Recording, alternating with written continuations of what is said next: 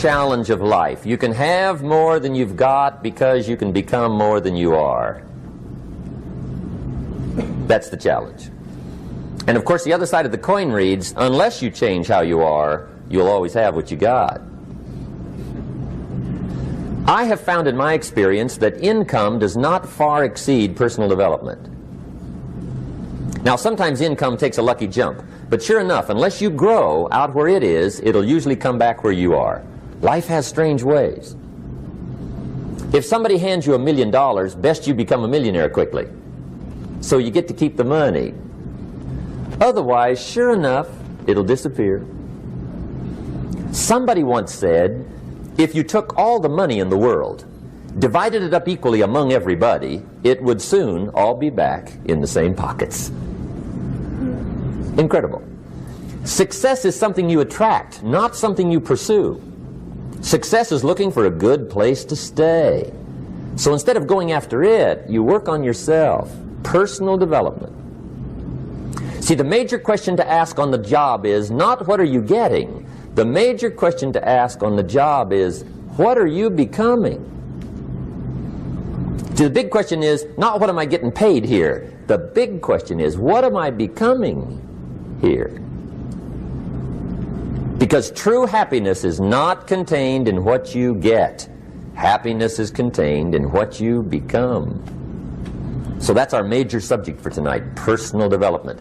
Of all the assignments Mr. Schoaf gave me at age 25, this was probably the most difficult. In fact, I'm still working on this one. I think it's an unending challenge to see what you can become. The next subject is called Basic Laws. And it's good to study the basics. And I call these basics primarily because they come from the Bible. Now, I'm not a theologian or a minister, and that'll be apparent. But Mr. Schoaf taught me that the Bible was a good textbook for ideas and stories and success equations, how to live the better life. I found out that was true. He also taught me that the Bible is as practical as it is spiritual, and I found out that's true. If you look at your bank account and your income and you're not happy, there are several places in the Bible to check to see what the heck's wrong so you can make the changes. And we're going to cover some of those tonight, called basics. Okay. The next subject is my favorite, setting goals. Mr. Schoaf taught me how to set goals. What a favor that was.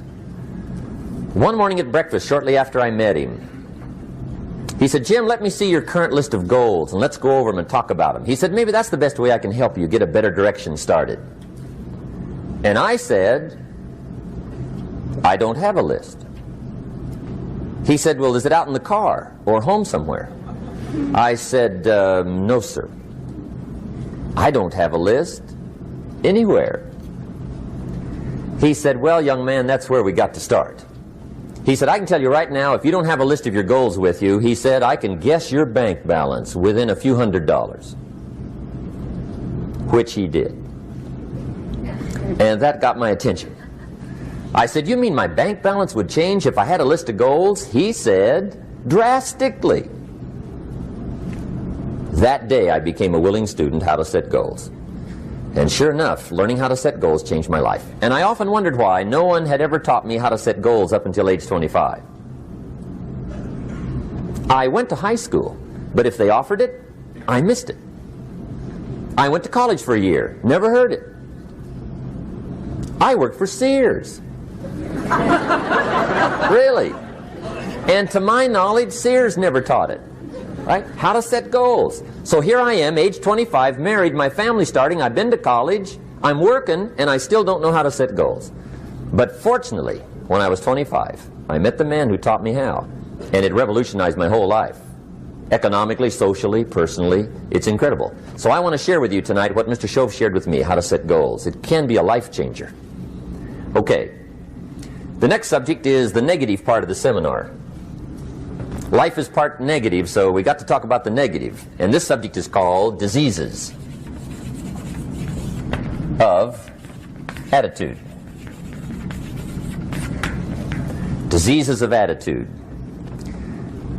There's a lot of things that can wreck your chances to do well. We live in a rather dangerous world, so you got to be not only wise, you got to be careful. Now, attitude diseases are just as bad as physical diseases, right? High blood pressure, heart trouble. I mean, a lot of things lace your chances to do well. So you've got to be careful. And attitude diseases are deadly. I mean, they'll destroy all the good things you start. Okay? So we'll go through those attitude diseases, how to spot them, how to look for them, what they are, and the cure. And I'm a pro on these because I've had them all, so I can give you excellent advice on these. Now, the last subject we're going to consider tonight is called the day that turns your life around. The day that turns your life around. And under this subject, we're going to talk about the emotions that can change your life. Human beings are emotional creatures, and emotions are powerful for life change. Now, of course, emotions are so powerful they can go either way on you.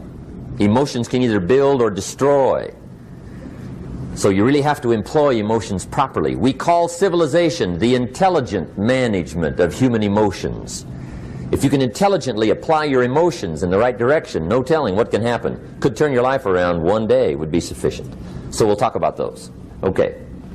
Now that's a lot to cover in one evening, but we'll keep at it here and see if we can't get it all done. I'd like to have you now jot down the theme of the seminar. Every seminar should have a theme, I guess. We've got one. It's on some of our literature if you happen to notice it, but if you didn't, for your notes, here it is. The theme of the seminar goes like this: the major key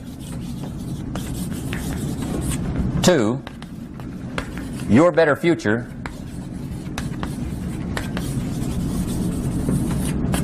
is you. That's the theme of our seminar tonight. The major key to your better future is you. And I'd like to have you underline two words just to give it some added punch. Underline the word major and the word you, so that it reads, the major key to your better future is you. Now, my first suggestion is transfer this to a card or something where you can put it up, where you can see it every day. Preferably put it up where you can see it at the beginning of the day, before you go off to put the day together. This is a good phrase just to glance at, to keep in mind as you're putting the day together. It's called the silent seminar. If you'll just let this talk to you during the day, I found it to be tremendously helpful. The major key to your better future is you. For a big share of my life now, I didn't have this one quite figured out. Among a lot of things I didn't have quite figured out. Many things used to puzzle me back in those early days. I used to wonder why two people could work for the same company, one make twice as much money. Now, see, that used to puzzle me. And maybe they were the same age, graduated from the same school, live in the same community, work for the same company, with the same products and the same services. They've got the same traffic, the same problems, and one makes $1,000 a month, the other one makes $2,000 a month. Now that was my puzzling question. Why would this long list be the same and the money twice as much? I asked, what's the difference between $1,000 a month and $2,000 a month? And I don't mean $1,000 a month, right? I could figure that out. But what makes the difference? Why would one person do twice as well, 3 times as well? Speaking economically. Now, I know there's more than one way to do well. I understand that. But in this little narrow area called compensation, what's the difference? Well, back then, with my faulty thinking, I'm trying to reason it out. I thought, well, maybe time makes some of the difference, right? Some people do better because they have more time. I used to say, Harold ought to be able to do well. He's got a lot of time. If I had all of Harold's time, I could do well. Now, that's got to be dumb, right? Number one, you can't get somebody else's time. A guy says to me one time, he says, you know, if I had some extra time, I could make some extra money. I said, then forget it. There isn't any extra time. Hey, when the clock strikes 12 midnight, that about wraps it up, right? I mean, you can look around the gongs there for a little more, but it's over. You say to the guy, what are you doing? He says, I'm looking for extra time. See, they'll come and take you away, right? There isn't any more time. Now, if you can't get more time, which you can't, what could you get more of that would make a difference in economic results? And here's the key word. Make it a part of your notes. We're going to consider it tonight. The word is value. And I have a little phrase for your notes. Value makes the difference in results. Value makes the difference. You can't get more time, but you can create more value. Now here's the first lesson of economics. Everybody should learn it from the time they're old enough to understand what a dollar means, how to earn one, how to get one, how to keep one, what to do with it. First lesson of economics. We primarily get paid for value. That's lesson one. Bringing value to the marketplace, that's how you get paid. You don't get paid for the time. I know it takes time to bring value to the marketplace, but you get paid for the value, not the time. Now, since that's true, here's one of the key questions of the evening. Is it possible to become twice as valuable at the marketplace and make twice as much money in the same time? Could you become 3 times as valuable? Make 3 times as much money in the same time? Is that possible? The answer is yes, if. And it's always if, right? Life is known as the big if. Harry Truman once said, life is iffy. How true. And here's the big if we're going to consider it tonight. It's possible to do much better at the marketplace if you go to work primarily on yourself. And that's the theme of our seminar tonight. Learning to work primarily on yourself. People have asked me for the last 24 years, how do you develop an above average income? And the answer is, become an above average person. Develop an above average handshake. Some people want to be successful, they don't even work on their handshake. As easy as that would be to start on. They let it slide, they don't understand. Develop an above average smile. Develop an above average excitement. Develop an above average interest in other people. Develop an above average intensity to win. See, that'll change everything. Probably one of the most frustrating experiences in life is looking for an above average job with above average pay without becoming an above average person. It's called frustration.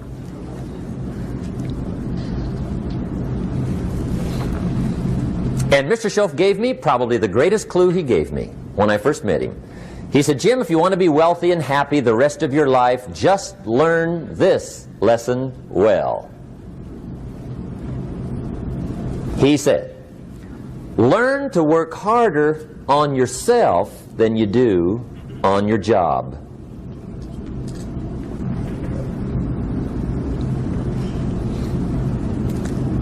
Then Mr. Schoaf gave me probably one of the most important clues among so many things he taught me, but this was in those early days. Mr. Schoaf was very kind, but he was also very abrupt. And he had these interesting questions to ask. I'm giving him a little rundown one day on how things hadn't worked out for me. He said, Mr. Rohn, I've got the answer for you if you will listen carefully.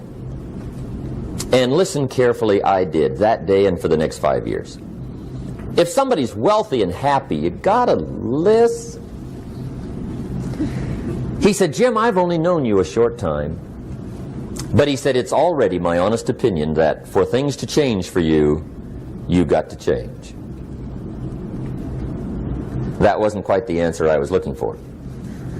But that's the answer he gave me, and I pass it along to you on this warm summer evening in Anaheim, California, 1981. For things to change for you, you've got to change. Otherwise, it isn't going to change. Before I met Mr. Schoaf, I used to say, I sure hope things will change. Right? That seemed to be my only hope. If it isn't going to change, I'm in serious trouble. And then I discovered it isn't going to change, so I'm in serious trouble.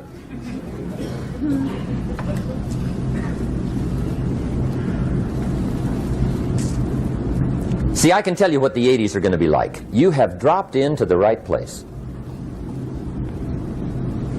I did a seminar one time for Standard Oil executives and management in Honolulu. And we're having a conference one day on this big conference table. And one of them said to me, Mr. Rohn, you know some fairly important people halfway around the world. What do you think the 80s are going to be like?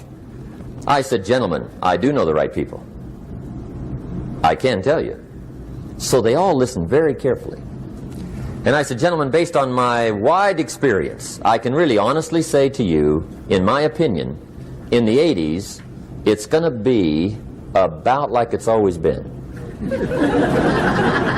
Aren't you glad you came? That's inside. I don't pass that around just everywhere. Now, of course, I said that to make a point, but I also said it because it's accurate. It's going to be about like it's always been. It isn't going to change. The tide comes in, and then what? It goes out. For 6,500 years that we know of, recorded history, and probably long before that. So it is not going to change. It gets light, and then what? It turns dark. 6,500 years. See, it's not likely to change. And we're not to be startled by that.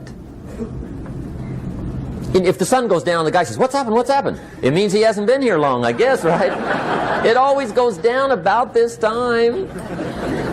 The guy says, well, I don't like that arrangement. Well, you got to talk to somebody besides me, right? It gets light, then it turns dark. In rotation, the next season after fall is what? Winter. Pray tell, how often does winter follow fall? Every year regularly for the last 6,500 that we know of. See, it is not going to change.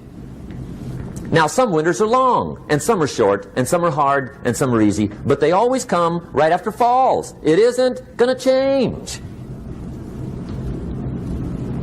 Sometimes you can figure it out, sometimes there's no way to figure it out. Sometimes it goes well, sometimes it gets in a knot. Sometimes it sails along, sometimes it gets in reverse. See, that's not going to change. The last 6,000 years reads like this: opportunity mixed with difficulty. That's how it reads. It isn't going to change. The man says, well, if it isn't going to change, how will my life ever change? Answer, when you change. And whether I'm talking to high school kids or business executives, my message is always the same. And it goes like this: the only way it gets better for you is when you get better.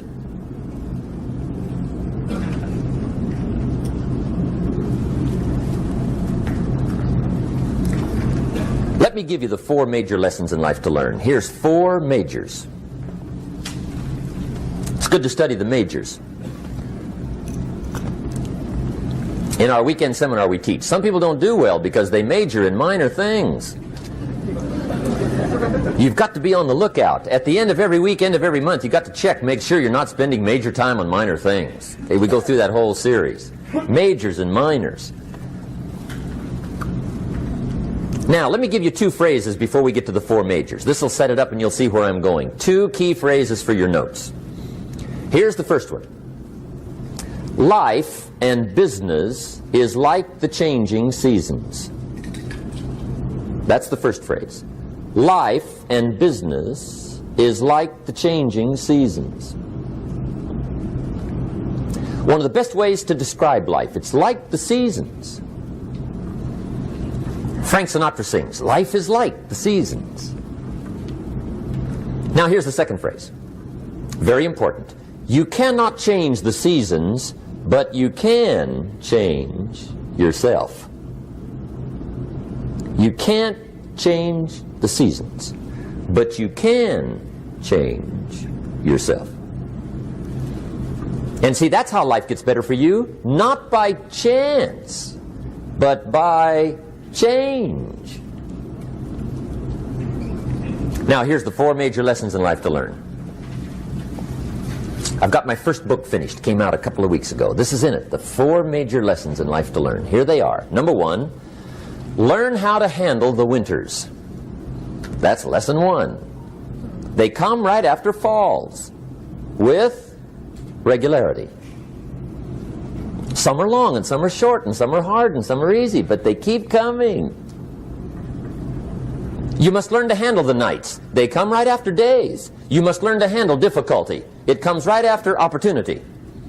You must learn to handle recessions. They always follow progressions. For the last 6,000. See, it isn't going to change.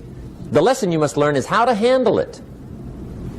And there's all kinds of winters, right? The winter when you can't figure it out. The winter when it all goes smash.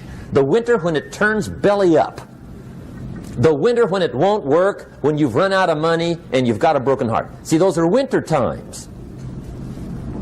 There's all kinds. Economic winters, social winters, personal winters.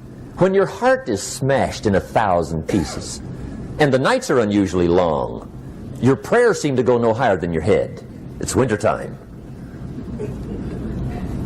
Barbra Streisand sings, "It used to be so natural to talk about forever, but used to be's don't count anymore. They just lay on the floor till we sweep them away. You don't sing me love songs, and you don't say you need me, and you don't bring me flowers anymore." A song of winter. But see, the disappointments come. Those are normal. That's part of life. But the question is, how do you handle it? How do you handle the coming winters and the disappointments and the downtimes? Well, you can't get rid of January by tearing it off the calendar. But here's what you can do. You can get stronger, you can get wiser, and you can get better. The winters won't change, but you can. And that's how life changes for you. See, before I understood, when it was winter, I used to wish it was summer. I didn't understand. When it was hard, I used to wish it was easy. I didn't know. And then Mr. Schoaf gave me a part of his very unique philosophy when he said, "Don't wish it was easier, wish you were better." See, that triggered my whole life change. Don't wish for less problems, wish for more skills. Don't wish for less challenge, wish for more wisdom. That's the key. So that's lesson one, learn how to handle the winters.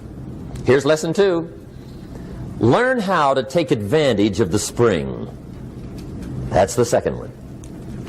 Spring is called opportunity. And spring follows winter. What a great place for it. If you were going to put it somewhere, that'd be the place to put it, right after winter. And pray tell, how often does spring follow winter? Every year with regularity, 6,000. You can almost count on it. See, opportunity always comes. Days follow nights. Isn't that terrific? Opportunity follows difficulty. But here's what you must learn to do. Underline these two words in that key phrase. Take advantage. Underline those two. You must learn to take advantage of the spring. See, just because spring rolls around is no sign you're going to look good come fall. You got to do something with it. In fact, you have to get good at one of two things in life. Planting in the spring or begging in the fall. Or get somebody to do it for you. See, those are about the only alternatives. Now here's what else you must do. Take advantage of the springs quickly, because there's only a few. Just a handful of springs have been handed to each of us. They don't come forever. Life is fairly brief. So you got to read every book you can get your hands on what to do with your springs while they're here. And take advantage, they soon run out. The Beatles wrote, "Life is so short." And for John Lennon, it was extra short. But life is brief. Elton John sings, "She lived her life like a candle in the wind." It's brief. So whatever you're going to do with your life, you got to get at it. Don't just let the springs pass. Here's the third major lesson in life to learn.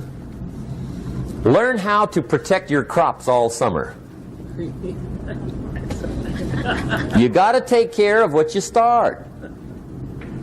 Sure enough, as soon as you've planted your garden in the spring, the busy bugs and the noxious weeds are out to take it. And here's the next bit of truth. They will take it unless you prevent it. And that's the third major skill to learn. You've got to learn to prevent the intruder from taking all the good you start. It's one of the challenges. Here's two key phrases under number 3. First one, all good will be attacked. On this planet. Maybe not the next one we get to, but on this one, all good will be attacked. Every garden will be invaded. Not to think so is naive. And here's the second phrase. All values must be defended. Political values, social values, community values, family values, marriage values, friendship values, business values. Every garden must be tended all summer. Third major lesson. Now here's number 4. Fourth major lesson in life to learn. Learn how to reap in the fall without complaint. Learn to reap come harvest time without complaint. Take full responsibility for what happens to you. It's one of the highest forms of human maturity, accepting full responsibility. It's the day you know you've passed from childhood to adulthood, the day you accept full responsibility. And another note, learn to reap in the fall without apology. Without apology if you do well, and without complaint if you don't. That's maturity. I used to have that long list of reasons why I wasn't doing well. To explain. You got to explain, right? Otherwise you're going to look bad. I used to have this funny list called Reasons for Not Looking Good.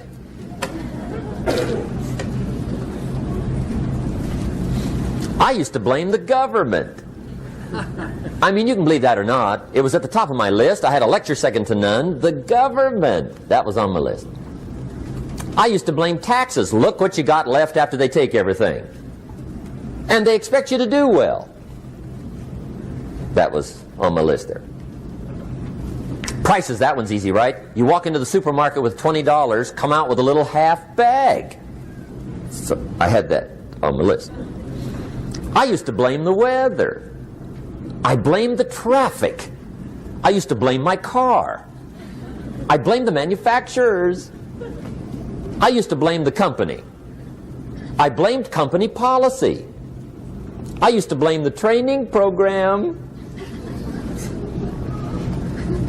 I blame my negative relatives. They were always putting me down. I blame my cynical neighbors. They're just selfish, looking out for themselves. Won't loan you money? They were on my list.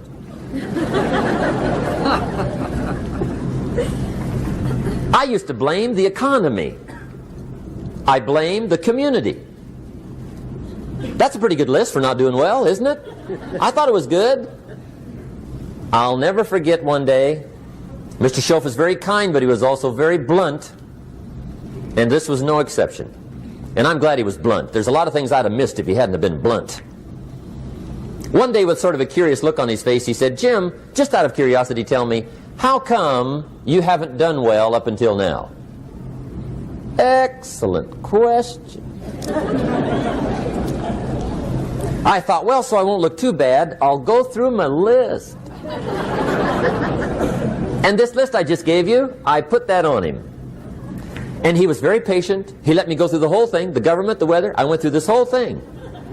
When I finished, he looked my list over very carefully. He said, Mr. Rohn, big problem with your list. You ain't on it.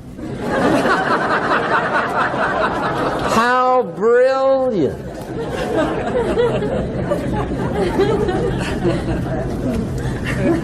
When I went to work for him a few months later, I learned very quickly to tear up my list, reasons for not doing well, and I threw it away.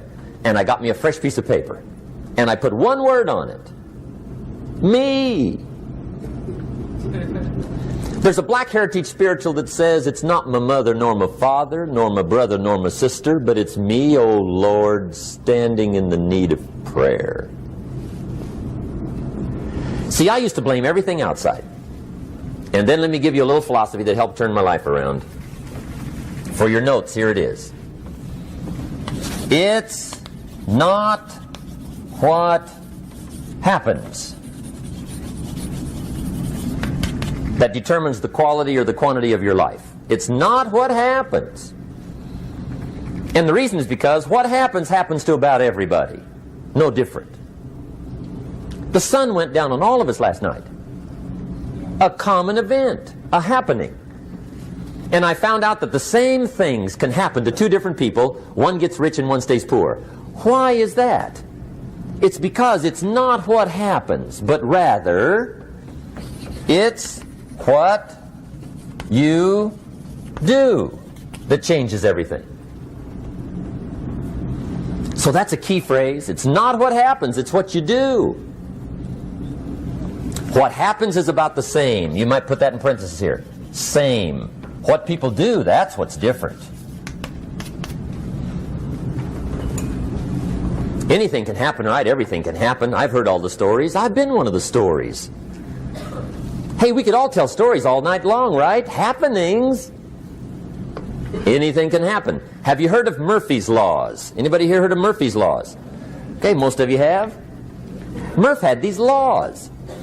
One of them was, if anything can go wrong, it will. That's one of Murphy's Laws.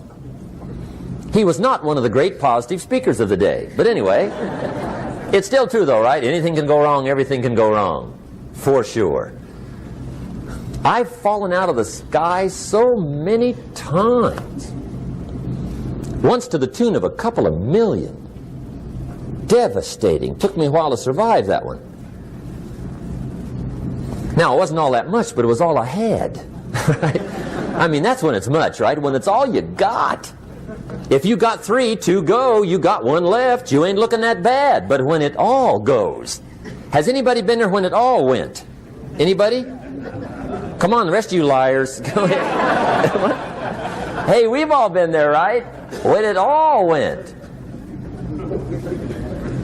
Of course, it used to be a long time ago, right? When you ran out of money, got to 0, you were all through. Heck, now you can whistle right on by 0, right? I mean, they will bury you. That's what they will do.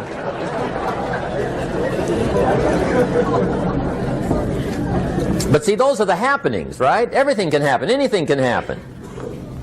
But it's not the happenings. It's what you do about it. Somebody says, yeah, but you don't understand the disappointments I've had. Come on. Everybody's had their share. Disappointments are not special gifts reserved for the poor. Everybody has them. The difference is what you do about them. It's not the weather. I used to blame the weather, and I discovered it rains on the rich. So see, that won't help. 2 men wake up one morning, there's a rainstorm on. One of them looks out his window, sees the rainstorm, and he says, wow, what a storm. With weather like this, they can't expect you to go out and make sales. He stays home. Same morning, the other guy looks out his window, sees the same storm, says, wow, what a storm. But he says, you know what, with weather like this, what a great day to go out and make sales. Most everybody will probably be home. Especially the salesman.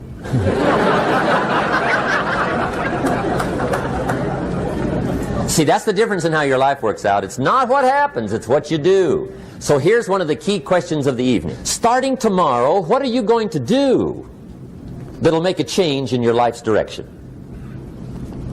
Good question. What are you going to do starting tomorrow that'll make a difference? Now see, if you don't do something starting tomorrow that'll make a difference, guess what? It's gonna be the same.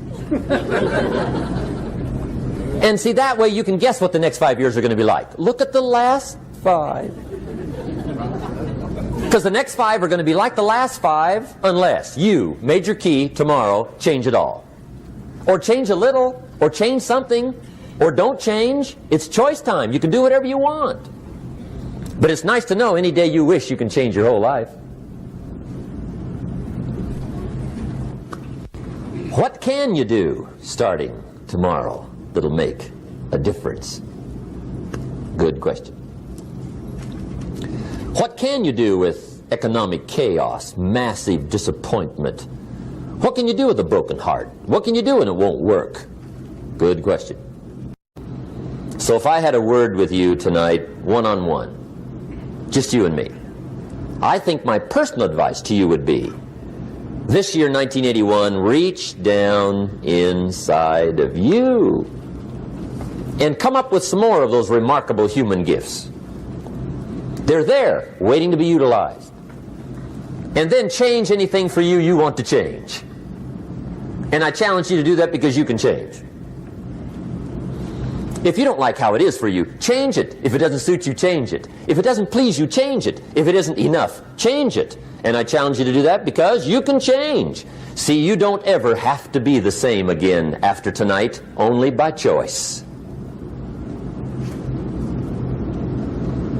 If you don't like your present address, change it. You're not a tree.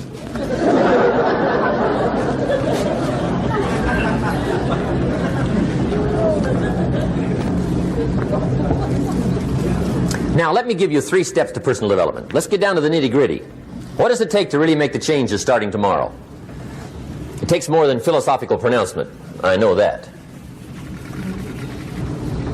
It also takes more than enthusiasm. I know we're hearing a lot about enthusiasm these days, but see, that just won't do the job. We're still hearing the old cliches of the 30s, right? To be enthusiastic, you must act enthusiastic.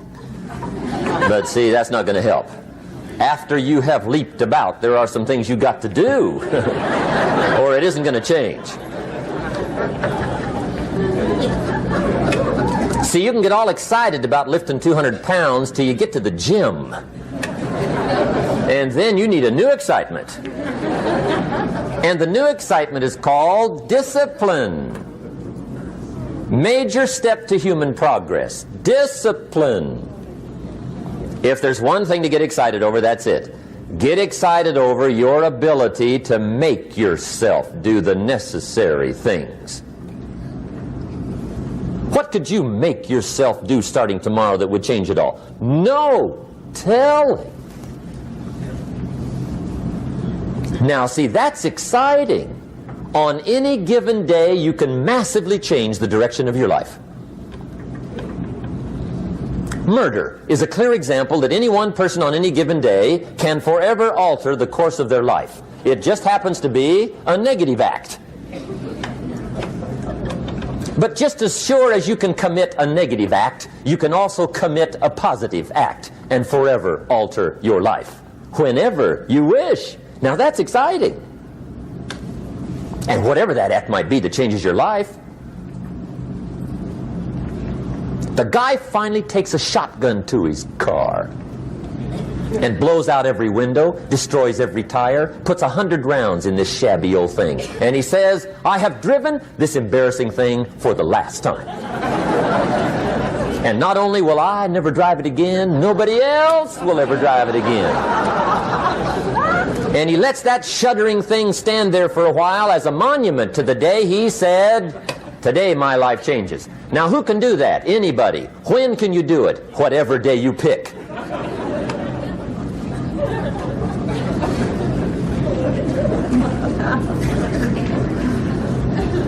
Now here's the key to discipline. Start with the little disciplines, get excited over the little disciplines, and get right on those, because those will lead to the big ones.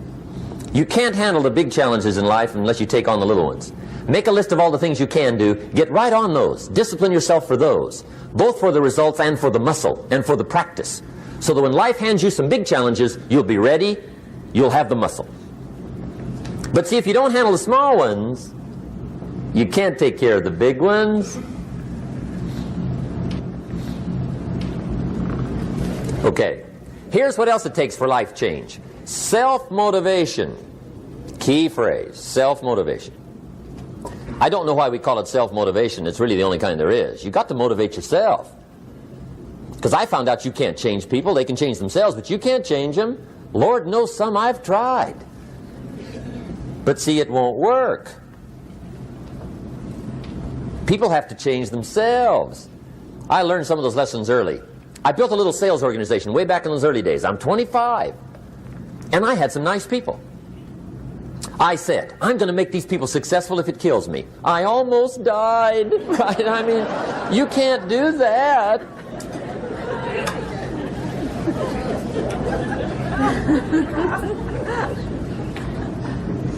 See, I've discovered this. Good people are not trained, they're found. You find good people. You don't make them good, you find them good. Training really is for the purpose of finding good people. You don't need much instruction for a good person. Too much training probably means you got the wrong people.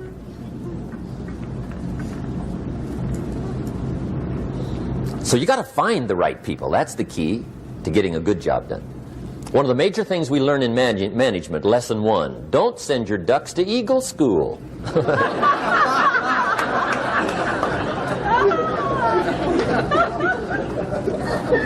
Because it won't help. I mean, I'm telling you, it won't help, no matter how good your school is. And the little eagle badge and little eagle hat, I'm telling you, it won't help. It won't help. You can tell whether your school's done any good, right, is when it's over, right? The duck goes for his first rabbit and makes him a friend. You say, no, no, no. Anyway, so it takes self-motivation to really alter your life.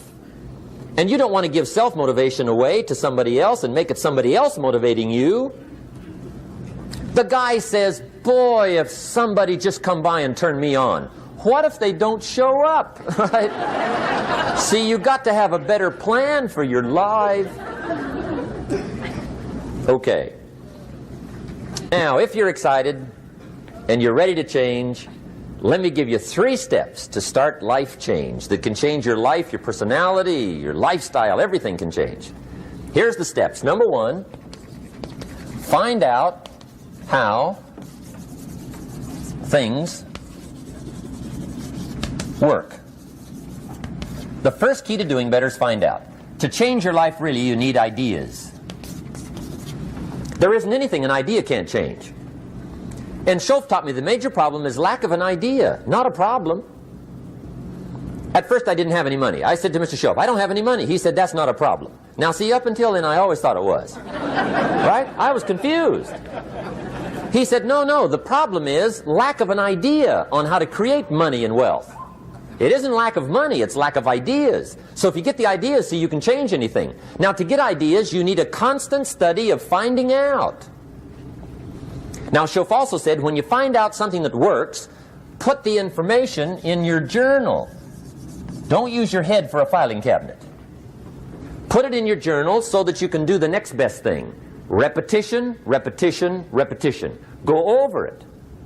And if you repeat it, go over it, sure enough, someday, some mysterious day, the idea takes root, starts to grow, and shows up in your bank account, and your dress, and your personality, and your lifestyle. But capture the ideas in your journal. Find out how things work. Schoaf gave me this word for my life change. He said, study. Great word. If you wish to be successful, study success. If you wish to be happy, study happiness. If you wish to be wealthy, study wealth. Don't leave it to chance. Make it a study.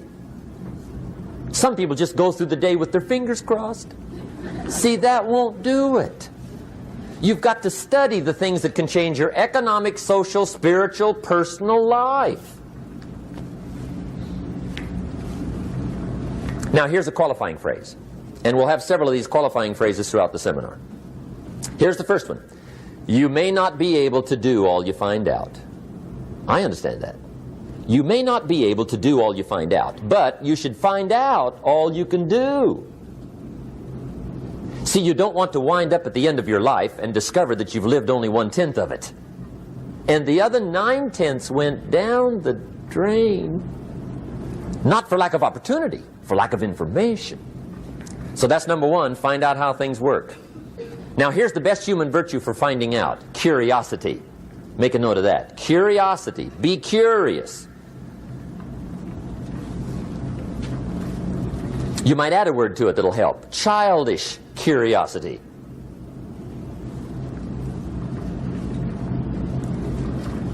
What will kids do if they want to know something bad enough? Bug you, that's the phrase. They can ask 1,000 questions. You think they're through? They got another 1,000. They'll drive you to the brink. It's a virtue. when you got to know. Be like a child. In fact, Jesus, the master teacher, said, unless you can become like little children, you might as well forget it. You don't have a prayer. Excellent advice. You got to be like children. 4 ways, in my opinion, to be like a child. Number 1 is curiosity. Number 2 is excitement. Get excited like a child over your ability to make yourself do anything for change. 3rd is faith. Have faith like a child. Adults are too skeptical. And 4th is trust. Trust is a childish virtue, but the rewards are incredible. So be like a child. Now, if you're curious, let me give you 3 ways to find out how to change anything. Any life direction, any dimension. Here's 3 ways to find out how to change anything. Number 1 is to read. Become a good reader. All of the successful people I know and work with around the world, they're all good readers. Curiosity drives them to read. They got to know. They just read.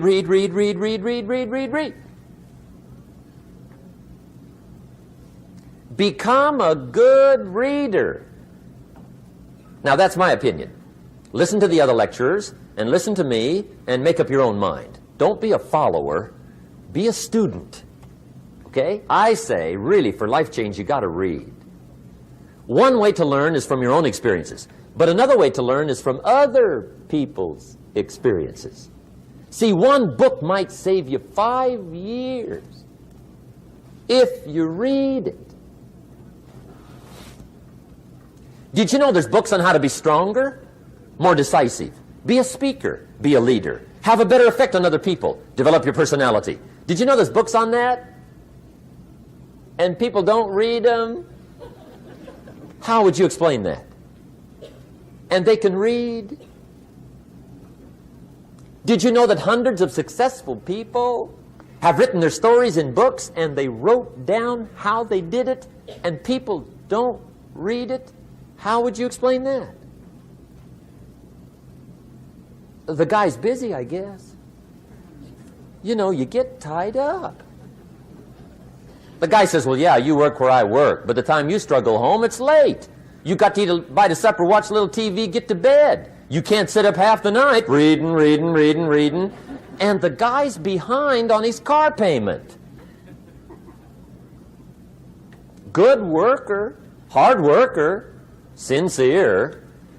But you got to be better than sincere and work hard. Otherwise, at the end of your life, you'll wind up cold, stony broke.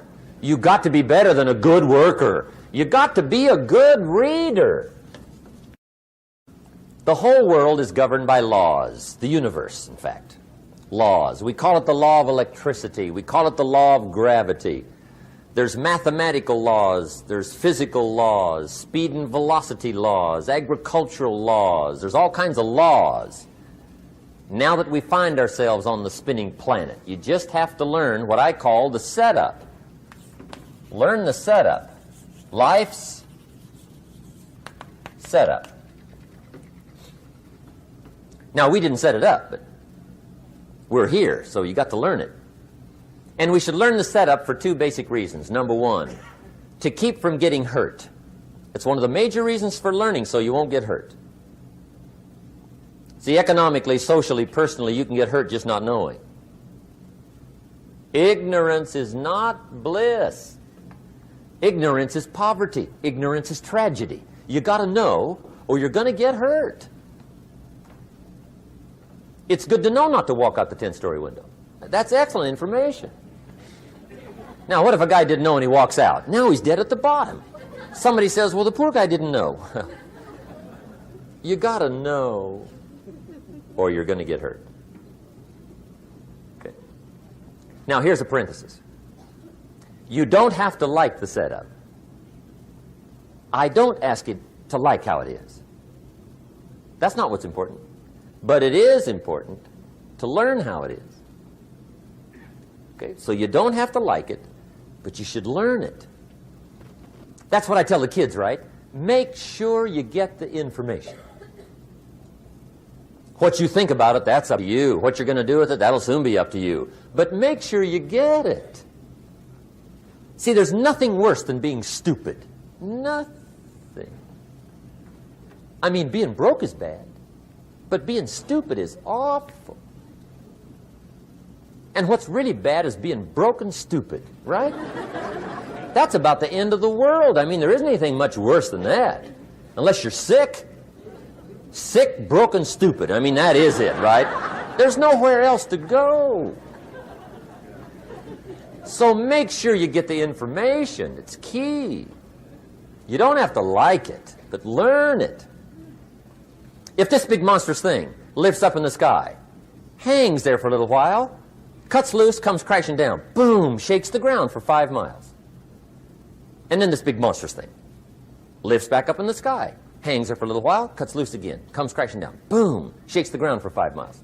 It just keeps doing it, this big monstrous thing, lifting up and then crashing down, boom. Now, you might come along one day and say, that's got to be a stupid arrangement, which is okay. You're entitled to your opinion. But the first thing you should learn to do is get out from under it, right? That's number one. You might have a great moral argument. You might want to shake your finger at the sky, but do it from over there, right, so you don't get smashed. It's called your basic smart.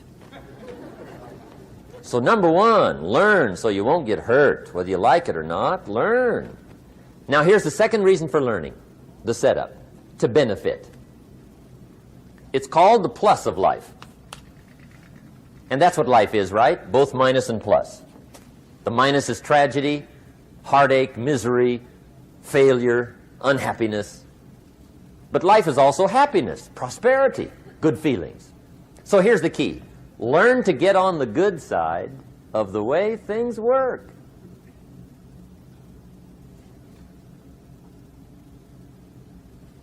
Now here's 2 of the basic laws, and we'll take our break. Shof taught me these. They come from the Bible. Now again, I'm an amateur, okay, when it comes to the Bible. I'm not a pro. So you'll sort of have to take my way of putting it. But here they are. The first one is the law of use. The law of use. And it goes something like this. Whatever you don't use, you lose. Lack of use causes loss.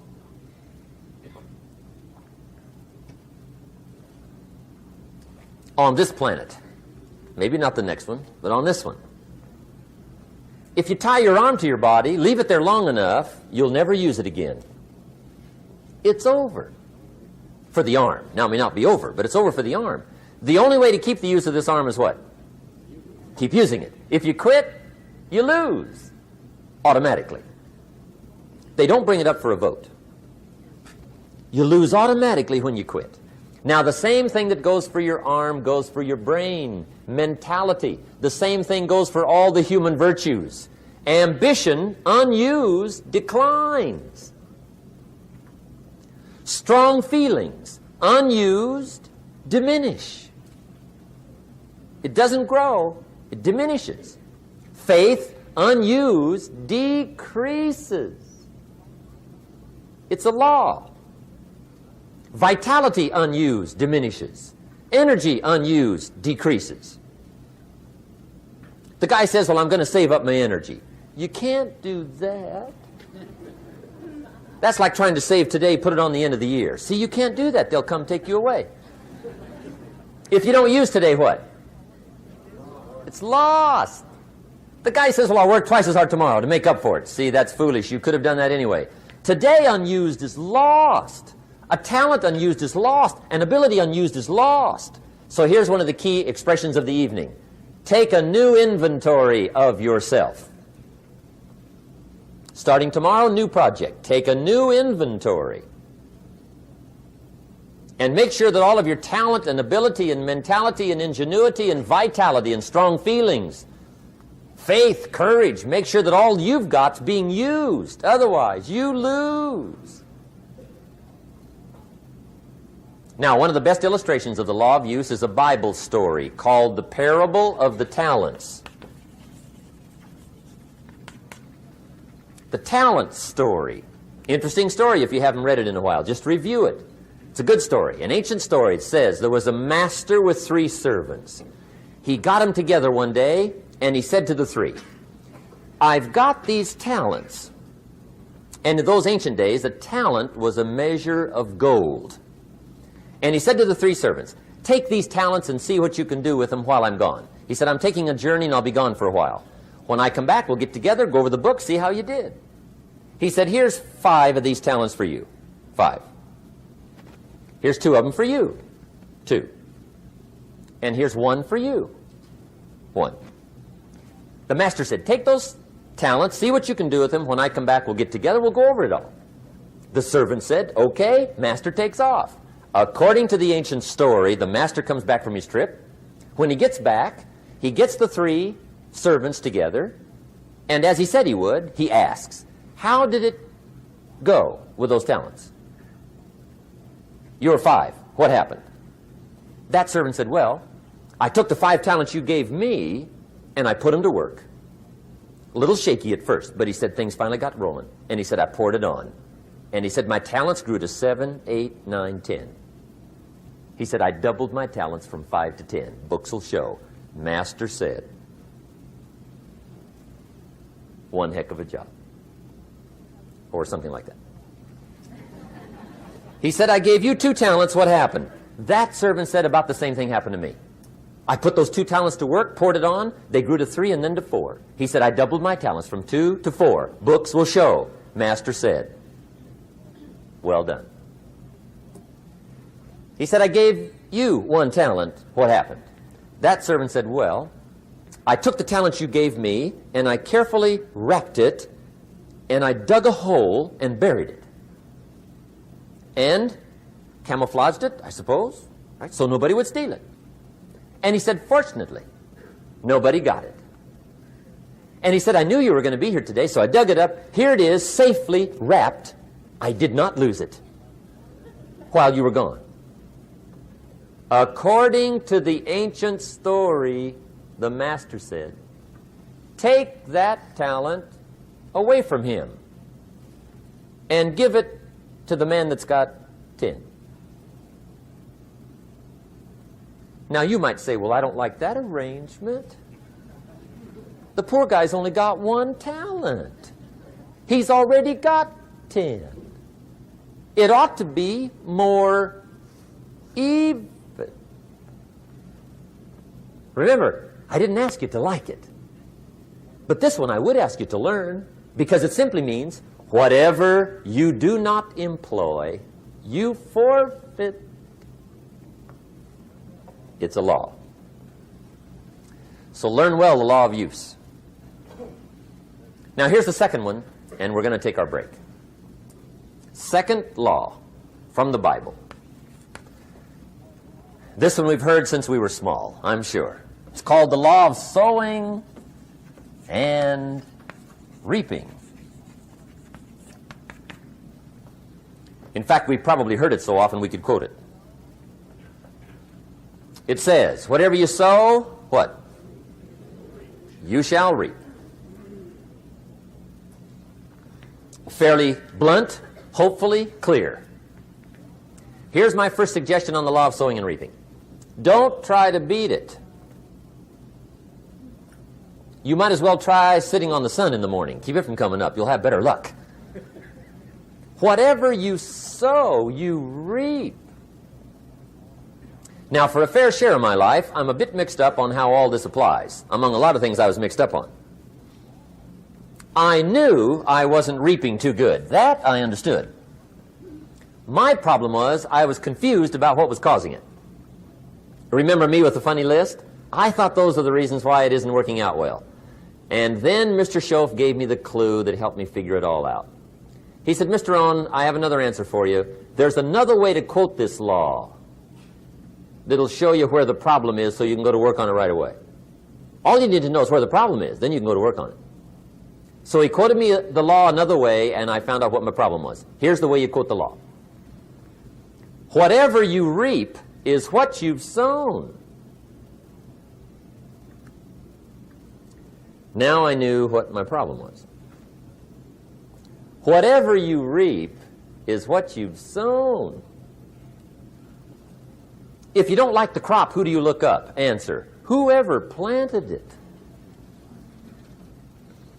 And where do you find who planted your crop? Answer, in the mirror. What I finally learned to do come fall was to go to the mirror. That's where you go. And if necessary, you say, a few skinny carrots? I got to be unimpressed. Where were you last spring? Asleep. Didn't you read the books? Did you break your hoe? Let me give you 7 key points to the law of sowing and reaping. Let's tick right down through the list of 7, and it'll be break time. 7 points to sowing and reaping. Here's part of the philosophy that really helped me to make some changes in life direction. Number 1, the law of sowing and reaping is negative.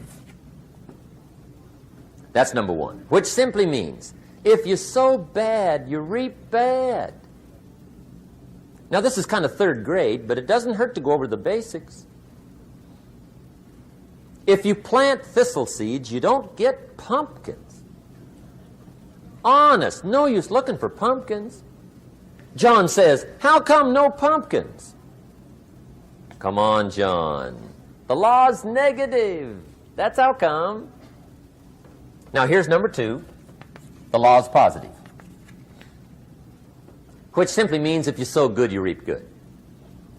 If you plant pumpkin seeds, you don't get thistles. Not from pumpkin seeds. Mother Nature won't pull tricks on you over in the corner snickering and pushing you thistles and you planting pumpkin seeds. She won't do that. You will get pumpkins from pumpkin seeds, and the reason is because the law is positive. Now, here's number 3. I got excited when I found out the full dimension of this. See, you do not reap what you sow, but rather, you always reap much more than what you sow. So the 3rd key word is more. You don't get back what you put out. You get back much more than what you put out. And it works both positive and negative. On the negative side, it said, if you sow to the wind, you reap the whirlwind. So you've got to get ready for that, or you will be naive. See, anybody can, whether you will or not. See, that's the question. And here's a good question to ask. We are all buying somebody's plan. The question is, whose? Who's got you talked into doing what you're doing? Who's got you talked into your present plan? See, 10 years from now, you will surely arrive. The question is, where? But see, anybody, if you want to, can go searching for a good plan, pick it, and start working it. And sure enough, as the time passes, as it surely will 5 years from now, 10 years from now, then you'll be winding up wearing what you want to wear, driving what you want to drive, living where you want to live, become what you want to become. But now's the time to fix the next 10 years. And who can? Anybody. Here's number 6. The 6th key to sowing and reaping. This is leveling with you now, as we promised to do. There's one thing better than the truth, and that's the whole truth. And here's part of the whole truth of the law of sowing and reaping. Number 6 is, you could lose. There are times when you just lose, no matter what you do. It's that kind of planet. You reap what you sow. Yes, but... What does that mean? Yes, but... Well, the farmer plants his crop in the spring, takes care of it all summer, loves his family, works 10, 12 hours a day, 6, 7 days a week, is an honorable man. Come fall, he's got a beautiful crop, and he deserves every bit of it. But the day before he sends the combines into the field, a hailstorm comes along and beats it all in the ground, which means you lose. Somebody says, well, what did he do wrong? Answer, nothing. It's just that kind of planet. Sometimes it's going to hail on your crop and rain on your parade, so you got to get ready for that or you will be naive. That's just part of the life arrangement. And don't press me why. I was not in on some of the original decisions here, so I don't know how it got set up. But there's just times, sometimes you lose. That's part of life. But now here's number 7. The 7th key to sowing and reaping. And it goes like this. It's just another way to quote the same law. And it goes like this. If you don't sow, that's just another way to quote the law. If you don't sow, what? You don't reap. You don't even have a chance. So if you looked at your game plan tomorrow, you might come to the quick conclusion, I got to get some sowing going. How true. Get you some sowing going. And remember, you've got plenty of time.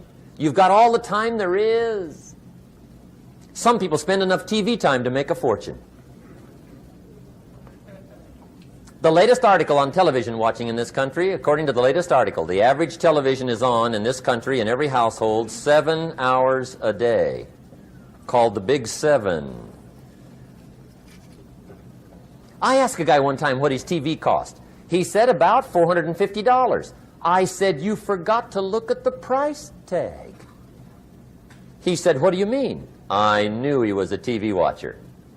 I said, that television costs you, in my opinion, at least $12,000 a year. To watch it, not to own it. Owning it's cheap. Watching it is what's expensive. And I said, hey, $12,000 a year is too much to pay to watch TV. That's too much. Pay a little, but not $12,000. And he's the guy that said, I hope pay TV never comes.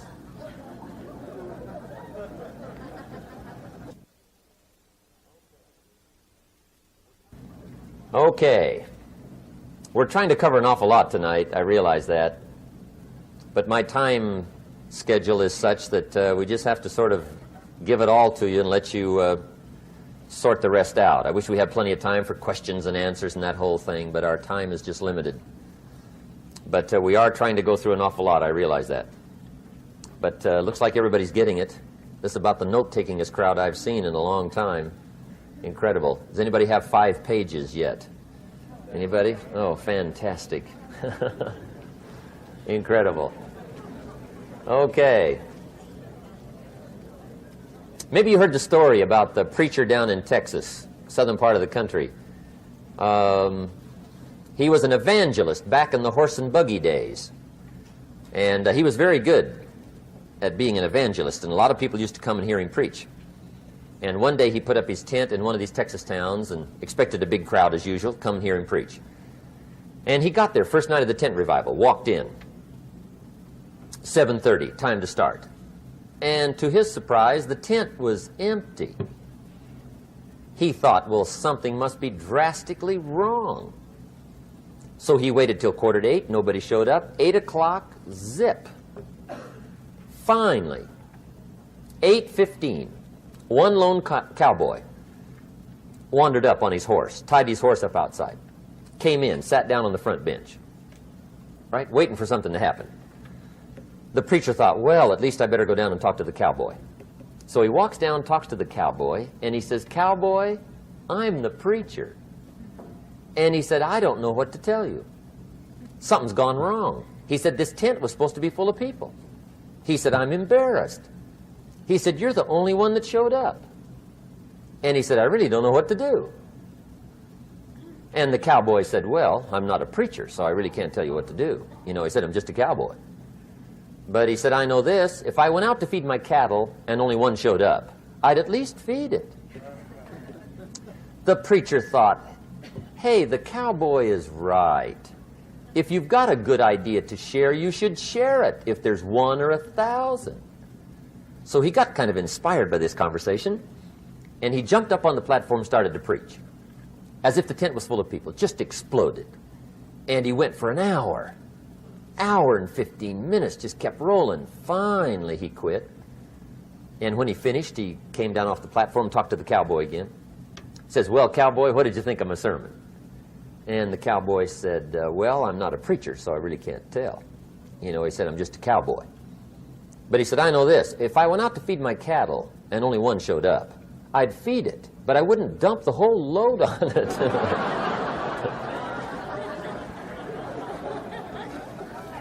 So anyway, if it seems like we're dumping the whole load tonight, I guess we are. But gosh, everybody's doing well. I'm having a good time. I appreciate the response here tonight.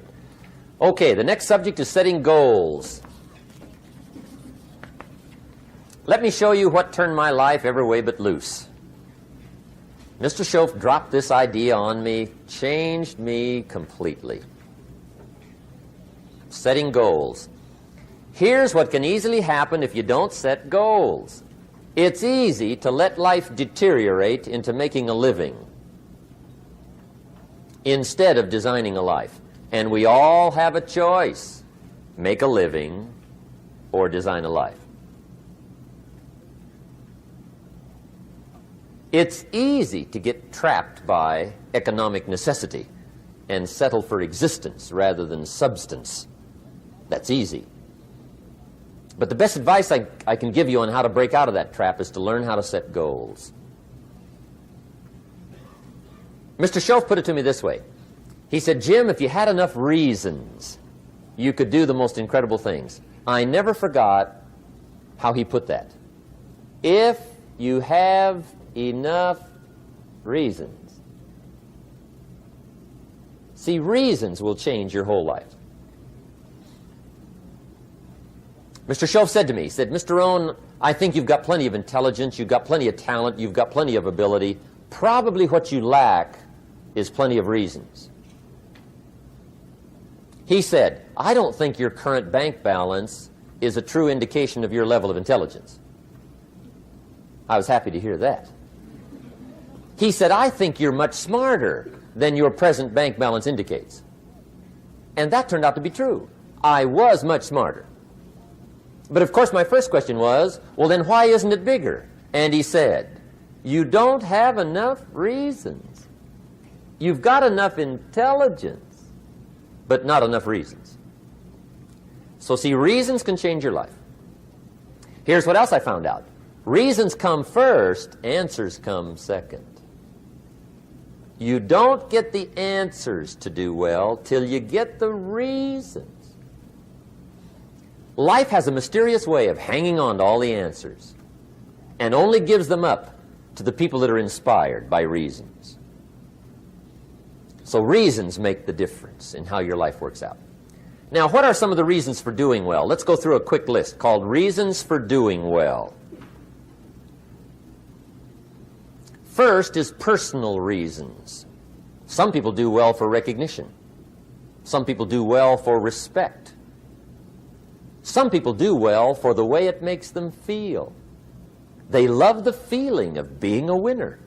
Those are good reasons. I have some millionaire friends that keep working 10, 12 hours a day, making more millions. And it's not because they need the money. It's because they need the joy and the satisfaction and the pleasure that comes from being a constant winner.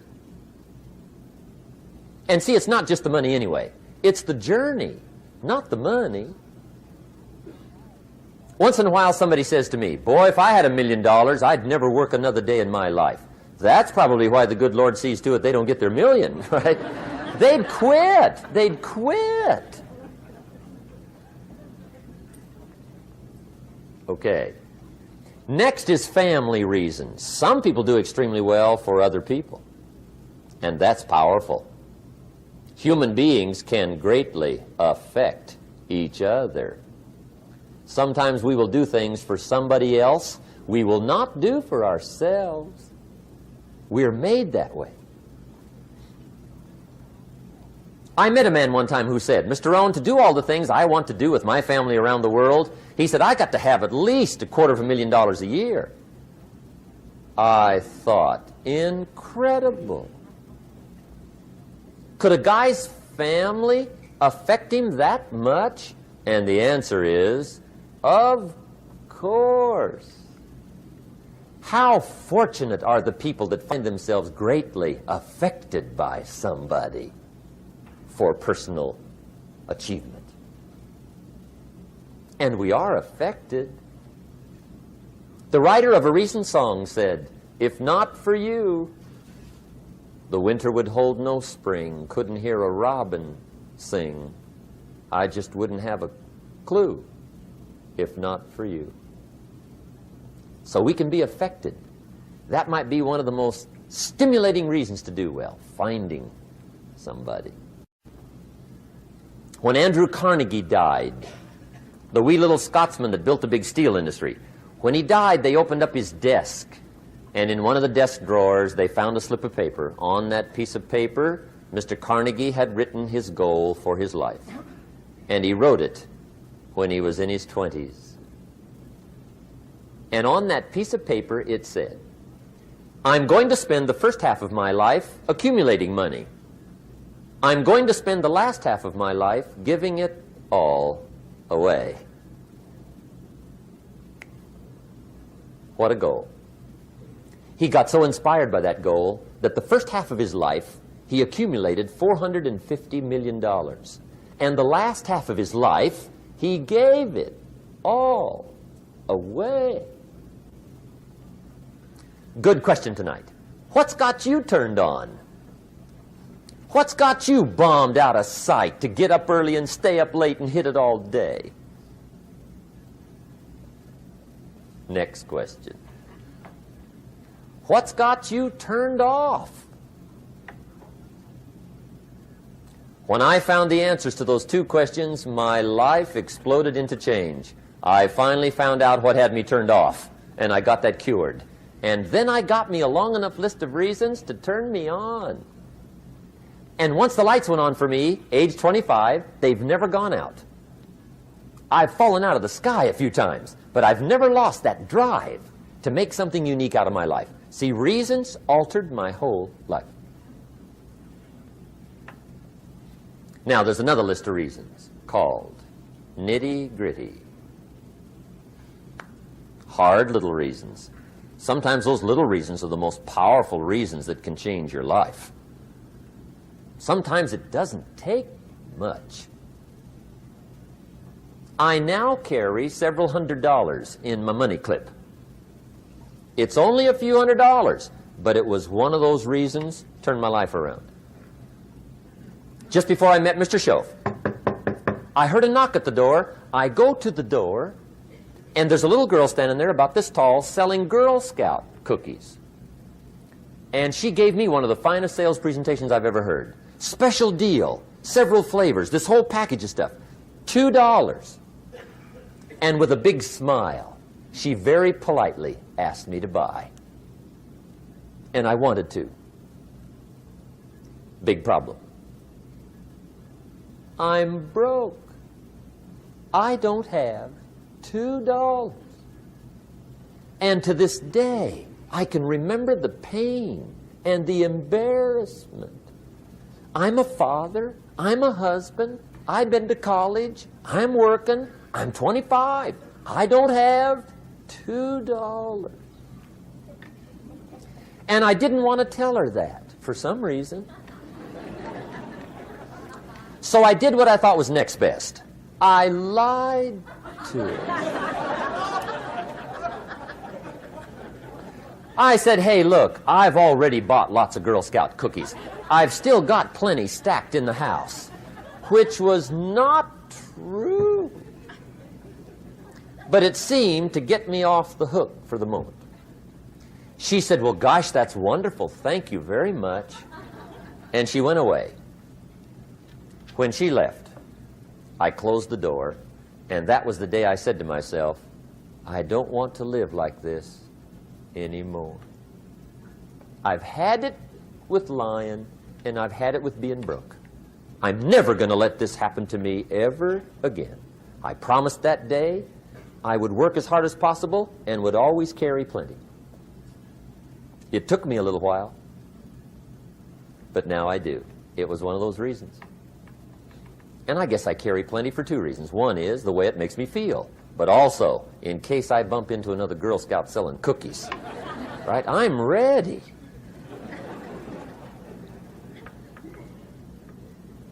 I walked out of the Bank of America one time up in Saratoga, California, where I used to live.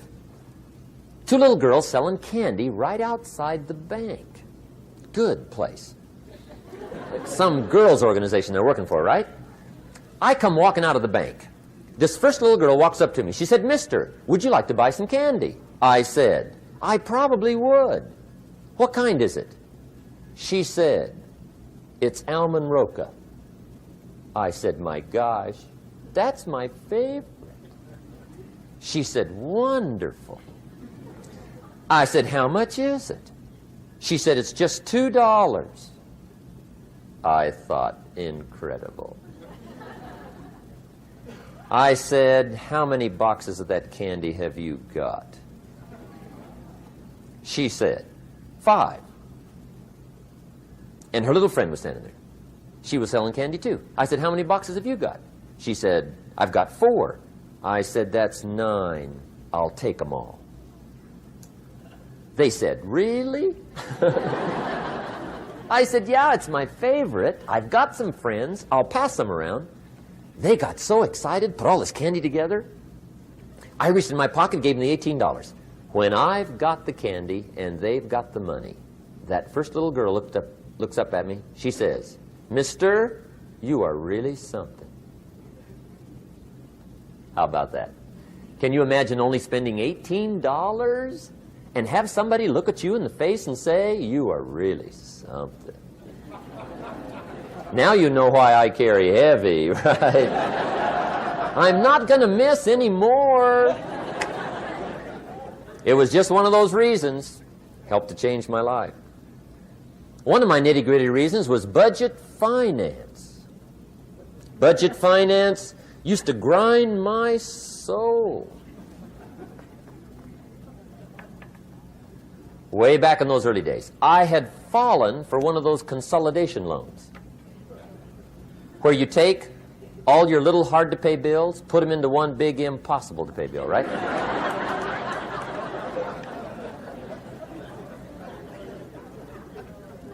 I would get 4 or 5 payments behind. This one guy used to call me day and night. I don't think they're allowed to do that anymore. Harassed me. Threatened to run me in front of the judge. Threatened to ruin my credit. Threatened to embarrass my family. One day he said, "We're going to come get your car, drag it rear end up down the street in front of your neighbors." The guy even called me a flake. And back in those days, I'm broke, I'm pitiful, there's nothing I can do about it. But I never forgot how the guy treated me. And when I met Mr. Schoaf and I got my life straightened out and the money started to flow, that was one of my first projects, budget finance. I poured it on day and night. I finally put all the money together I owed him, which was considerable. I picked a day for the payoff. And when the payoff day came, I put the money in small bills in a big briefcase. And I walked into the budget finance office on Wilshire Boulevard in Los Angeles. The guy who harassed me so often, his desk was about 3 back. I walked right up to his desk, startled him. He wondered what I was doing there. It was the first time I'd been there since I borrowed the money, right? Without saying a word, I opened up this briefcase, dumped this pile of money all over his desk. I said, "Count it. It's all there. I will never be back." And I turned around and stormed out. Now, that might not be noble, but if you haven't tried it, you've got to one time.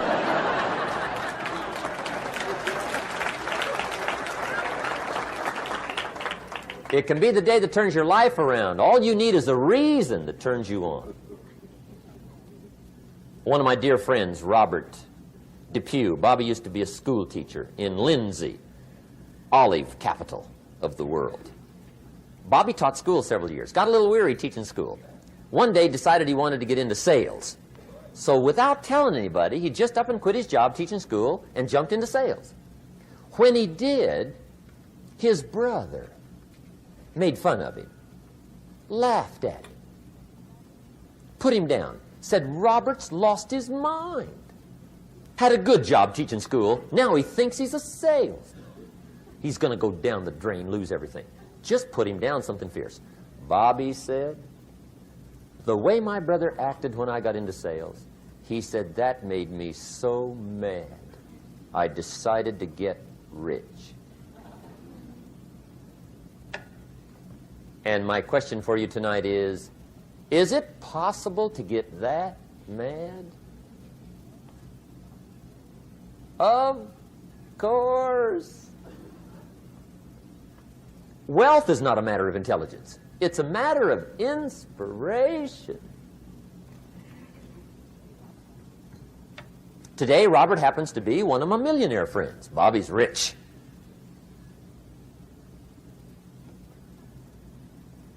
Frank Sinatra said one time, the best revenge is massive success.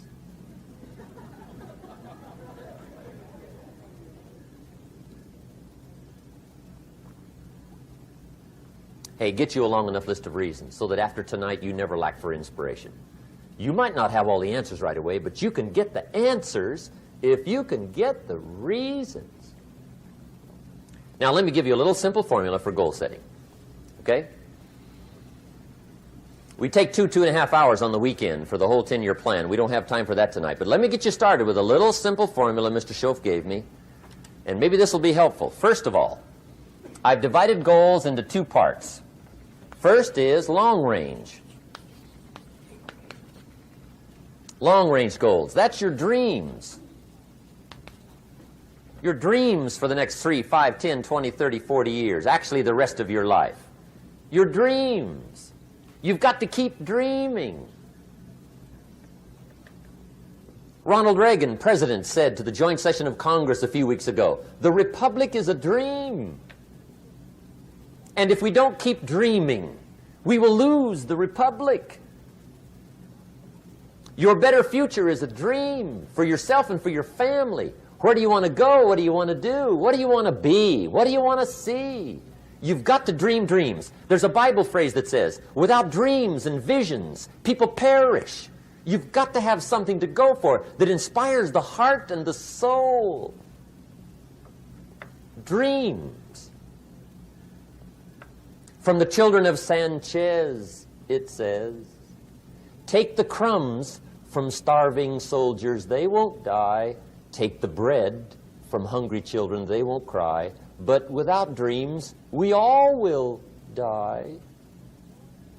You've got to dream. Don't lose your dreams for yourself, for your future, for your family. The dreams of love and enterprise and travel and doing things, becoming something unique on your journey here. Don't lose your dreams. Do some dreaming. That's long-range goals. You've got to have those. So that's number 1. Here's the second part of goals, short range. Short-range goals. That's your goals for tomorrow, this week, this month, this year, the immediate future. We call these confidence builders. Because if you set up something short-range, go for it. Get it. Latch onto it. Work hard. Accomplish it. That starts building your strong feelings to go for your dreams. Now, I've divided goals into 3 categories. Here they are. Number 1 is economic. That's your goals for money, income, business, profits, production. Economics. Make sure you've got your economics well planned. Economics plays a major role in everybody's life. Economics is major, which means it ought to be meticulously well planned for tomorrow, this week, this month, this year, long range. What if you asked somebody tomorrow if you could see their meticulously well-planned list of economic goals? What would they probably say? They say, you some kind of a nut? You must be weird. Hey, I found out what success is. Success is doing what the failures won't do. Make sure you've got your economics well planned. It'll put you in the top 5%. One of the key little subjects we talk about on the weekend is the 7 fundamentals for wealth and happiness. And that's one of them, well-planned economics. It's a fundamental if you want to do well. Join the top 5%. Anybody in this room can join the top 5%, if you will. Okay. Now here's the second category of goals, things. Make a list of the things you want. And on my list of things, now I put everything. Little things as well as major things. Doesn't matter how small it is, it goes on my list. I used to just put major things, cars, homes. I don't do that anymore. I now load my list with everything. Everything. And the reason is, part of the fun of having a list is checking it off. That's it. Boy, at the end of the day, if you can go, got it, got it, got it, got it, got it, got it, whatever it is, right? You get into the habit. So load up your list, the things you want. Now, when you check off something major, celebrate. That's an important point to make. Celebrate your achievements. Live it up. Have a party when you reach something you've worked for a while. See, we all grow from two experiences. One is called the pain of losing. The other one is called the joy of winning. We need both of them. Amplify them as much as you can, which also means make losing painful. If you set up something, fooled around, didn't get it, put it on yourself. On the other side, if you did get it, congratulate yourself. Self-congratulations is a sign of maturity. Seeking congratulations is a sign of immaturity. But hey, winning and losing, see, that's what it's all about. That's the name of the game. Now, some people lead such mediocre lives, at the end of the day, they don't know whether they're winning or losing. They got no clue. Guy's just going through the day with his fingers crossed. There's a better way. Okay, here's the third category of goals, personal development. Put those goals together. Personal development goals. That's your goals to be stronger, more decisive, be a speaker, be a leader, learn a language, all kinds of skills. Okay? The whole weekend seminar was designed to improve all your skills so that you walk away more skillful. And that's what you want, the personal development skills. That's what attracts, that's what brings good things to your life, the person you become more skillful. Now, this is quite a package to work on. Economics, things, personal development. For tomorrow, this week, this month, this year, long range. Okay? That'll get you started. Now, here's the simple formula for setting goals. It goes like this. A, work on your goals. That's step one. Work on them. And I put the word work there deliberately. Setting goals is plain hard work. I don't want to kid you. We haven't come here tonight to kid each other. It's work. I know it's work. That's why a lot of people just let it slide. It's work. Many people work hard on their job, but they don't work hard on their future. They just let that slide. And the work involved is making plans. I know most people don't. I understand that. But don't let that be you. Guy says, well, yeah, you work where I work, but the time you struggle home, it's late. You've got to eat a bite of supper, watch a little TV, get to bed. You can't sit up half the night. Plan, plan, plan. And the guy's behind. Good worker, hard worker, sincere. But you've got to be better than sincere, working hard. You've got to be better than a good worker. You've got to be a good planner. Somebody once wisely said, the people who fail to plan are planning to fail. Well said. So work on your goals. Here's step 2. Write your goals down. That's so important. I teach my staff around the world, put your goals in your journal. Because one of the major people you want to study is yourself. Say, here's the list of goals I put together 3 weeks ago. Here's the list of goals I put together 2 years ago. Here's some of the changes I made, rearrangement of my priorities. I scratched these off. I put these on. I've gotten these.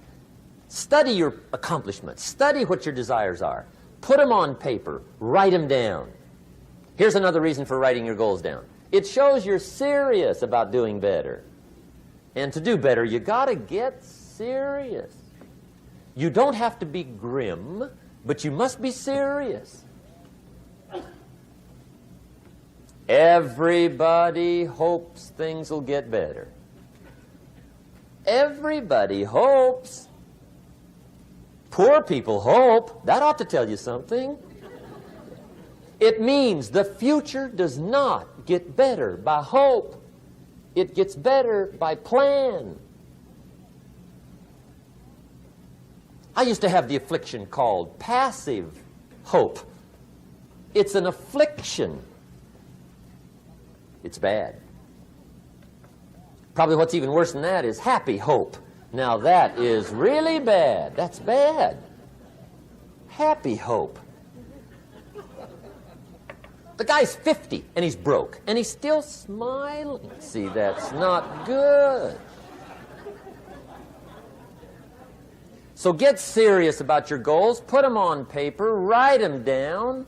There's all kinds. His goals, her goals, their goals. Business goals, financial independence goals, family goals. I mean, there's so many things to work on this that if you don't get busy and work on it, sure enough, the time will pass. And sure enough, 5 years from now, you'll wind up where you don't want to be, wearing what you don't want to wear, driving what you don't want to drive, being what you don't want to be. Now's the time to fix it. Now, here's the third step to your goals. Check the size of your goals and the kinds of goals. How big they are, what kind they are, affects you. And here's one of the important phrases of the evening. Your goals are affecting you, whatever they are. Your goals affect your handshake. Your goals affect your attitude, personality. Your goals affect the way you walk, the way you talk, the way you dress. All day long, we're being affected by our goals. Now, some people have goals, but they have such lousy goals. The effect is bad. I asked a guy one time, what are your goals for this month? The guy said, look, if I could just scrape up enough money to pay these lousy bills. That was his goal. I'm not saying it isn't a goal. It's a goal, but it's such a lousy goal, the effect is bad. You don't jump out of bed on Monday morning and say, oh boy, another chance to go out and scrape up the money to pay my lousy bills. See, you don't do that. Usually you say, oh, not another Monday.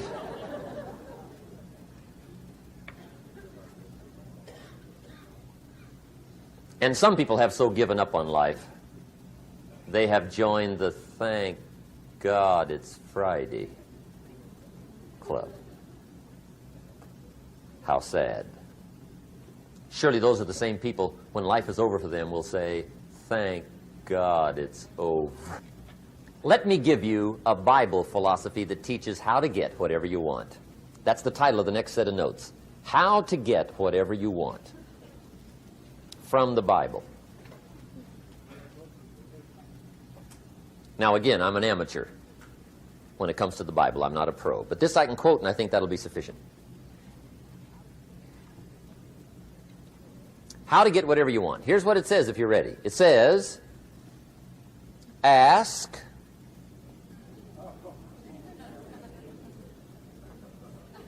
that's it. End of notes. Ask. If there's one art in life to learn extremely well, that's got to be one of them. The art of asking. What does ask mean? Ask means, what do you want? And the formula is staggering. It says ask and what? A guy ought to look into that.